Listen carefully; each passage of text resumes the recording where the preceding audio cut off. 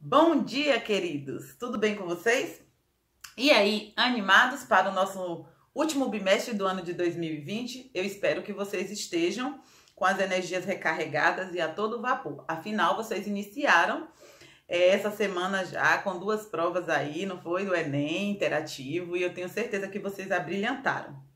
Mas, para começar o conteúdo desse novo bimestre, nós vamos começar falando sobre as vanguardas europeias, tá? As vanguardas europeias foram as tendências artísticas que influenciaram o início do século XX na Europa.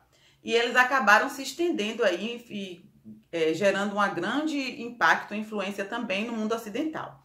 Bom, as vanguardas europeias, elas se dividem em 5 grupos, que foi o cubismo, o surrealismo, o futurismo, o expressionismo e o dadaísmo. E qual era o objetivo dessas tendências? Elas eram bastante específicas, embora elas tenham acontecido gradativamente uma após outra, cada uma tinha suas especificidades, tá? Tinham as suas, digamos assim, peculiaridades. E essas vanguardas europeias, elas tinham alguns objetivos em comuns, que nós vamos descobrir quais são. Mas, qual era o objetivo dessas vanguardas? O objetivo, na verdade, era acabar com o tradicionalismo, com as técnicas tradicionais. Então, elas agora começam a utilizar experimentar novas técnicas e novos materiais a fim de trazer um novo olhar, né, das pessoas para a arte. Então, o objetivo principal deles era esse. Era fazer novas experimentações, utilizar novas técnicas e percorrer novos caminhos. E a gente vai ver que durante o início do século XX, na Europa, estava acontecendo a Revolução Industrial. Muitas mudanças estavam acontecendo. E essas mudanças estavam trazendo um novo jeito de convivência entre as pessoas, digamos assim, né? Uma nova forma de viver, uma nova maneira das pessoas de verem as coisas a seu redor. Isso começa através de todas as invenções que estavam acontecendo durante esse período e todas as inovações, o crescimento das cidades. A gente vai ver que durante esse período aconteceu o surgimento e o uso da energia elétrica, o carro estava sendo utilizado agora com gasolina. Então, além disso, a gente vai ver também a teoria da relatividade, a gente vai ver o surgimento de novas tecnologias, novos métodos. Durante esse período também a gente vai ver o avanço no cinema, no teatro. Então, a maneira do indivíduo perceber e ver as coisas dentro dessa nova sociedade, dentro dessas novas linhas de pensamentos, eram completamente diferentes. Então, no mundo artístico, isso não poderia ser diferente. Tantas coisas estavam sendo descobertas, tantas coisas estavam acontecendo para o melhor desenvolvimento e andamento da sociedade. Então, no mundo artístico, eles não poderia ser diferente, né? Isso vai trazendo um novo olhar para as pessoas. Só que durante esse período também estava acontecendo a Primeira Guerra Mundial. Então, a gente vai ver o seguinte: havia muitos conflitos. O fato dessa revolução industrial acontecer, o fato da melhoria para a sociedade acontecer em vários âmbitos e em diversas áreas, não significa que a fome, a miséria e os problemas sociais tinham sido extintos. Muito pelo contrário. Os problemas sociais persistiam e ainda estavam ali.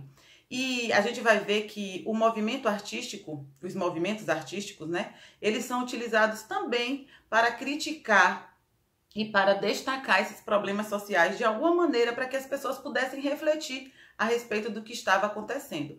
Então, cada um tem uma maneira de ver e olhar a sociedade e mostrar, através do seu trabalho e da sua prática, como nós podemos melhorar e ser pessoas melhores. Então, no âmbito artístico, isso também acontecia, né? Então, a gente vai ver, por exemplo, cada vanguarda, ela tinha sua especialidade, ela tinha sua peculiaridade, mas como eu falei, mesmo em meio a todas essas situações que estavam acontecendo de aspectos positivos e aspectos negativos, elas tinham, apesar de serem diferentes e viverem em anos circunstanciais e posteriores diferentes, a gente vai ver que cada uma delas abrilhantou, na verdade, né, durante o período em que ela esteve presente ali, impactando a vida das pessoas. E para começar, nós vamos falar hoje sobre o cubismo, que foi a primeira vanguarda europeia. E a gente vai descobrir que o que era comum entre essas vanguardas era a renovação estética e o estreitamento que eles queriam causar através das diversas formas de artes, né? Então, esses eram os objetivos principais. Então, vamos entender um pouquinho, começando falando sobre o cubismo. O cubismo, vamos lá. O cubismo foi a primeira vanguarda europeia e aconteceu no ano de 1907, com destaque, em destaque com a obra de Pablo Picasso, que teve como título As Senhoritas de Avignon. Essa tendência artística, ela foi marcada por inovações tecnológicas, né, com o rompimento com o tradicionalismo, e também eles queriam trazer um novo olhar para a arte. E quais são as principais características desse movimento? Vamos lá. É o geometrismo, porque eles utilizavam bastante as formas geométricas. O anti-academicismo, porque eles queriam acabar com as técnicas tradicionais. E eles também utilizavam como característica principal a fragmentação. A gente vai ver que eles vão apresentar aí o esfacelamento das formas, né? Como eles utilizavam essa fragmentação nas obras. O movimento cubista, ele foi dividido em dois períodos, né? O analítico e o sintético. Embora há alguns autores que afirmam que antes desse período do analítico, teve o período pré-analítico ou primitivo, que é conhecido por alguns dessa forma, né? Que foram onde aconteceram as primeiras produções artísticas. Bem, vamos focar nos dois principais, nas duas principais fases desse movimento, que foi a fase analítica e a fase sintética. A fase analítica, ela foi marcada pelo uso de cores em tons marrons, pretos e ocre. Então, assim, eram cores escuras. Eles foram marcados pelas tonalidades das cores, principalmente por isso.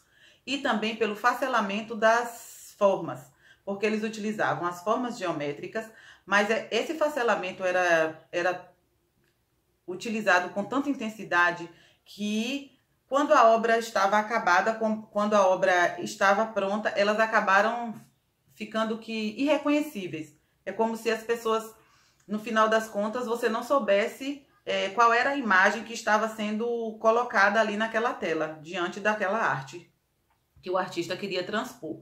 Então, essa fase, que foram as primeiras obras a serem introduzidas durante o período cubista, ela realmente engloba essas características. Quando a gente vai para a fase do cubismo sintético, a gente vai ver que é o oposto. As cores utilizadas são cores intensas, né? Cores fortes, e a técnica utilizada durante esse período também foi diferente. As formas geométricas agora, elas começam a ganharem sentido e formas, de maneira que você consegue entender qual é a imagem que o artista está querendo transpor naquela obra. E eles também utilizaram a técnica da colagem, né? Então, agora eles pegam objetos reais e conseguem colocar na tela, como, por exemplo, pedaços de madeira, de vidro e metal, eram colocados na obra, tá? De maneira real, porque eles estavam utilizando a técnica de colagem. Mas essa técnica de colagem não era feita apenas com esses materiais, eles também utilizavam recortes de jornais para transpor mesmo na tela, né? Na obra.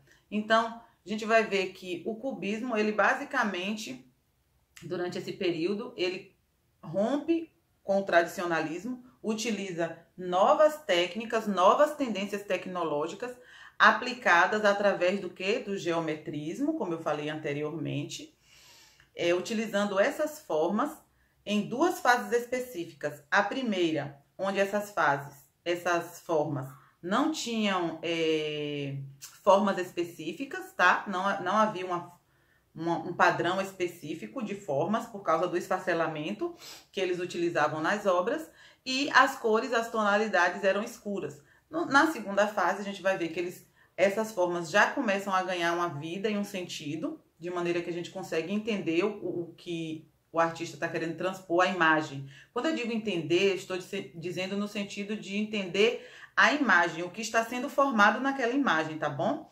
Não que você não consiga, não que o artista não consiga dar sentido à sua obra na primeira fase, mas na segunda você consegue ver de forma nítida a imagem que ele quer transpor. E na segunda fase a gente também vê diferente essa questão da tonalidade das cores, que são mais intensas, são mais vibrantes e são mais fortes, tá bom? Esse foi o movimento cubista. É claro que o Pablo Picasso não foi o único artista que se destacou durante esse período, mas eu quero que você pesquise sobre isso e aprenda um pouquinho mais, tá? Através da pesquisa, já que a gente não tem um livro para que você possa estudar, então o método de estudo também vai ser a ser aplicado por mim sempre a pesquisa. Então, na atividade vocês vão ver que eu vou pedir que vocês pesquisem sobre isso. E a gente vai ver que aqui no Brasil, o movimento cubista, ele chega um pouquinho tardio. A gente vai ver que ele acontece depois da Semana de Arte Moderna, né? Então, a gente vai entender também que esse movimento, ele possuiu as mesmas características que aconteceu na Europa, só que ao invés de acontecer durante o mesmo período, ele acontece depois, né? Ele acontece um pouquinho mais à frente. Durante a Semana de Arte Moderna, a gente vai ver que alguns artistas brasileiros, eles percebem, na verdade, esse novo olhar artístico e acabam aplicando também suas obras após a Semana de Arte Moderna, porque, na verdade, a Semana de Arte Moderna, ela vai revolucionar a vida dos artistas e eles acabam também empreendendo dentro de suas obras e dentro das suas técnicas um novo olhar, uma nova forma de ver a arte e acabam também aplicando essa tendência artística que é o cubismo, tá bom? No mais, nós vamos parar por aqui. Na nossa próxima aula, a gente conhece um pouquinho mais sobre uma nova vanguarda europeia. Então é isso. Estou morrendo de saudade de vocês. Beijos. Até a nossa próxima aula.